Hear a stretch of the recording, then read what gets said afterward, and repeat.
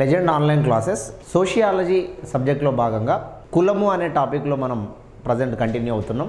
దీనిలో భాగంగా జాజ్మన్ లేదా జాజ్మాన్ వ్యవస్థ, జాజ్మాన్ సిస్టమ్ అని అంటాం. జాజ్మాన్ వ్యవస్థ ఈ పదం యొక్క అర్థము వివరణ తెలిసినాక దాని గురించి మాట్లాడుకోవాలి.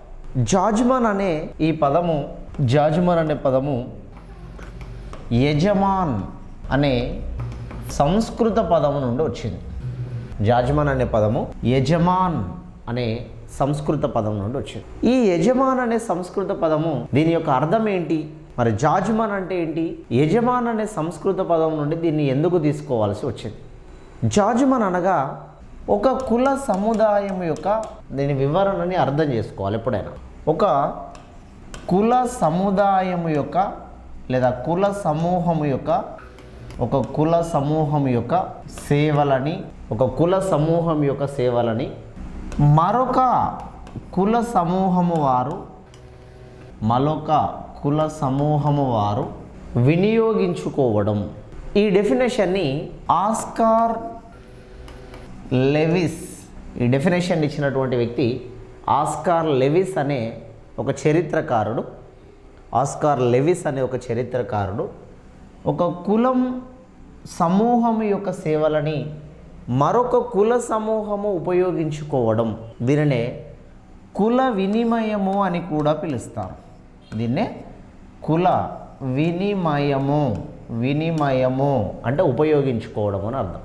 ఒక కుల సమూహం యొక్క సేవలని మరొక కుల సమూహం వారు పొందాలని ఆశించే విధానాన్ని జాజ్మన్ వ్యవస్థ అని అంటాం.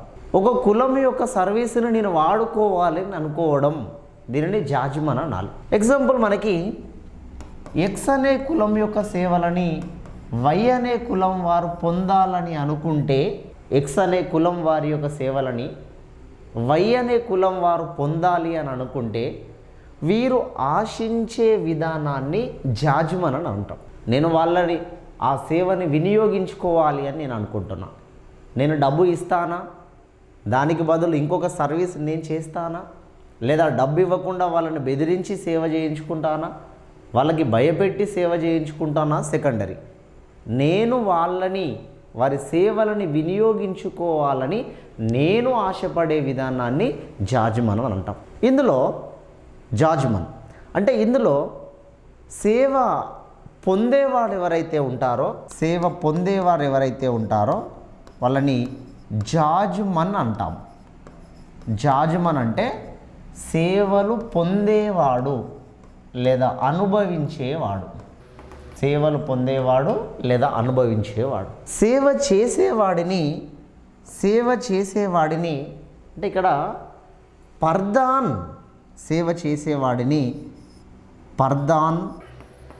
లేదా కమీన్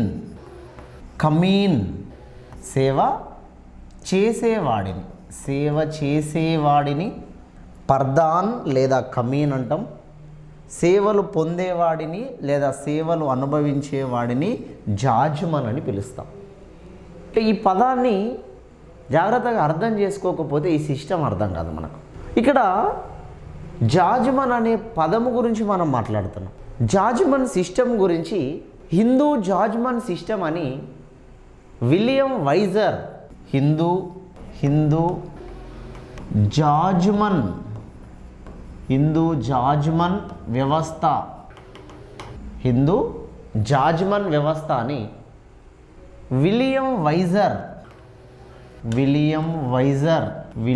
వైజర్ అనే చరిత్రకారుడు ఈ పుస్తకాన్ని రాస్తాడు. హిందూ జాజ్మన్ వ్యవస్థ అనే పుస్తకాన్ని విలియం వైజర్ అనే వ్యక్తి రాశాడు. మొదటిసారిగా జాజ్మన్ అనే పదాన్ని విలియం వైజర్ తాను రాసినటువంటి హిందూ జాజ్మన్ వ్యవస్థలో వినియోగించాడు. ఒక కులం యొక్క సేవని ఇంకో కులం వాడు వినియోగించుకోవాలి అని ఆశపడడం. ఇది ఎందులో ఉంటుంది అంటే హిందూ మతంలో ఎక్కువగా ఉంటుంది ఈ సర్వీస్. వేరే మతాలలో ఉండొచ్చు కానీ తక్కువ శాతం ఉంటుంది. అసలు కుల వ్యవస్థకి ఎక్కువగా ఆద్యాన్ని కల్పించేది వర్ణ వ్యవస్థ. వర్ణ వ్యవస్థకి ప్రధాన కారణం బ్రహ్మ అనే వ్యక్తి హిందూ మతానికి చెందినవాడు. అంటే కుల వ్యవస్థకి కారణమైన మతం ఏంటి అని అడిగినప్పుడు చెప్పాలి హిందూ మతమే దీనికి ప్రధాన కారణం. ఒక కులం వాడి సేవని మరొక కులం వాడు పొందాలి అని అనుకోవడం. పురాతన కాలంలో మనకి శూద్రులు అనేవాళ్ళు ఎవరైతే ఉన్నారో అందులో ఉండే ప్రతి కులం వాడు సర్వెంటే. అది బీసీ, ఎస్సీ, ఎస్టీ, మైనారిటీ. వీళ్ళు సర్వెంట్గా పనిచేస్తున్నారు. ఆ పనిచేసినందుకు కొంత సాలరీ ఇస్తే ఇస్తారు, జీతం ఇస్తే ఇస్తారు, లేదంటే వెట్టి చాకిరీ చేసుకునేవారు. వెట్టి చాకిరీ నిర్మూలన చట్టము అని 1976లో వెట్టి చాకిరీ నిర్మూలన చట్టము అని 1976లో తీసుకొచ్చారు.